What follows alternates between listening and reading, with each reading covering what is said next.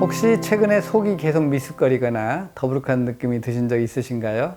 특히 아무 이유 없이 속이 계속 불편하다면 이는 단순히 소화 문제가 아니라 췌장에 문제가 있을 가능성이 있습니다. 안녕하세요. 변이보감 변선생입니다. 오늘은 우리가 잘 알지 못하지만 아주 중요한 역할을 하는 장기, 바로 췌장에 대해 이야기해 볼까 합니다. 먼저 췌장이 어떤 역할을 하는지 알아볼까요? 췌장은 배꼽 주위에서부터 왼쪽 윗배와 옆구리까지 길게 뻗어 있는 장기로 우리 몸의 소화효소와 호르몬을 분비하는 중요한 기관입니다. 특히 지방을 분해하는 효소를 만들어내는 유일한 기관이기도 하죠. 지방은 단백질이나 탄수화물에 비해 분해하기 어려운 영양소이기 때문에 췌장이 제 역할을 하지 못하면 지방을 제대로 소화시키지 못해 특히 감자튀김, 피자, 햄버거와 같은 기름진 음식을 먹었을 때 속이 미습거리고 울렁거림을 느끼게 됩니다. 그래서 지방이 많이 함유된 음식을 먹고 나서 유난히 속이 자주 미습거리신다면 단순히 소화불량으로 넘기기보다는 췌장 건강을 의심해 볼 필요가 있습니다. 속이 미습거리는 원인은 다양합니다. 단순히 소화가 잘 되지 않아도 나타날 수 있고, 스트레스나 잘못된 식습관 때문에 위와 장이 약해지면서도 미습거림이 나타날 수 있습니다. 하지만 중요한 것은 췌장이 건강하지 않으면 이런 증상이 더 자주, 더 심하게 나타날 수 있다는 점입니다. 그런데 췌장은 우리 몸에서 매우 중요한 역할을 하지만 침묵의 장기로 불릴 정도로 증상에 큰 특이점이 없기 때문에 췌장이 손상되었을 때 나타나는 위험 신호들을 미리 알고 있어야 합니다. 그렇다면 췌장이 손상되었을 때 나타나는 위험 신호들은 어떤 것들이 있을까요? 첫째, 변의 변화입니다. 췌장에 문제가 생기게 되면 가장 먼저 나타나는 신호 중 하나가 대변의 변화입니다. 췌장에 문제가 생기면 가장 먼저 지방을 분해하는 효소가 분비되지 않다 보니 지방을 제대로 분해하지 못해 소화되지 않은 지방이 대변에서 섞여 나오게 됩니다.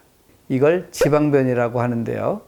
지방변은 변의 색이 평소보다 옅어지거나 변이 기름져 물 위에 둥둥 떠다니는 특징이 있습니다. 만약에 기름기 있는 음식을 먹고 나서 변을 보았을 때 대변이 기름지거나 떠다니거나 변기에 붙어서 잘 내려가지 않는 특징을 보인다면 췌장 문제를 의심해 보시기 바랍니다. 두 번째, 지속되는 복통과 등 통증. 복통은 췌장 관련 질환, 특히 췌장암이나 급성 췌장염의 흔한 증상이며, 췌장은 복부 깊숙이 등 쪽에 가까운 위치에 있기 때문에 복통과 함께 등 부근의 통증도 동반되게 됩니다. 췌장 문제로 인한 복통은 일반적인 소화 문제로 인한 통증과 다르게 몇 주 이상 계속 지속될 수 있으며, 동시에 식욕 부진, 체중 감소, 소화불량 등의 증상도 동반될 수 있습니다. 많은 사람들이 이 통증을 단순히 소화 문제로 착각해서 위장약을 복용하기도 하는데, 증상이 오랜 기간 호전되지 않는다면 반드시 전문가의 진단을 받아보는 것이 필요합니다. 세 번째, 의도하지 않은 체중 감소. 췌장 질환이 있을 때는 의도하지 않은 체중 감소가 발생할 수 있습니다. 췌장 기능에 문제가 생기면 소화효소 분비가 원활하지 않게 되어 음식물을 제대로 소화시키지 못하게 됩니다. 그 결과 식욕은 감소하고, 식욕이 없다 보니 음식 섭취량은 계속 줄고, 그로 인해 체중이 급격히 감소하는 것입니다. 그러니 특별한 이유 없이 6개월간 평소 체중의 5% 이상이 감소했거나 특정 기간과 관계없이 약 4.5kg 이상의 체중이 줄었다면 병원을 찾아가 췌장 상태를 점검하는 것이 좋습니다. 네 번째, 당뇨병과 췌장은 밀접한 관련이 있습니다. 췌장은 혈당을 조절하는 인슐린을 분비하는 기관이기도 합니다. 이러한 췌장 기능이 저하되면 췌장의 베타세포가 파괴되면서 인슐린 분비 능력이 저하됩니다. 그러면 당연히 당뇨병에 걸릴 수밖에 없겠죠? 그래서 췌장암이나 만성 췌장염 환자의 약 90%가 당뇨병을 동반한다고 합니다.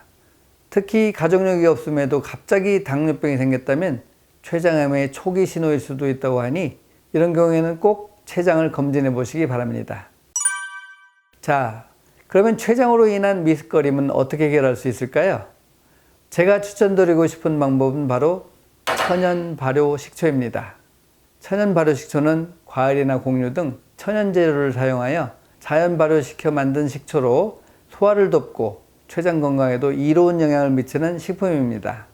천연 발효 식초에는 유기산, 특히 아세트산이 풍부하게 들어있는데, 이 아세트산은 췌장의 소화효소 분비를 촉진시키고 소화를 더 원활하게 도와줍니다.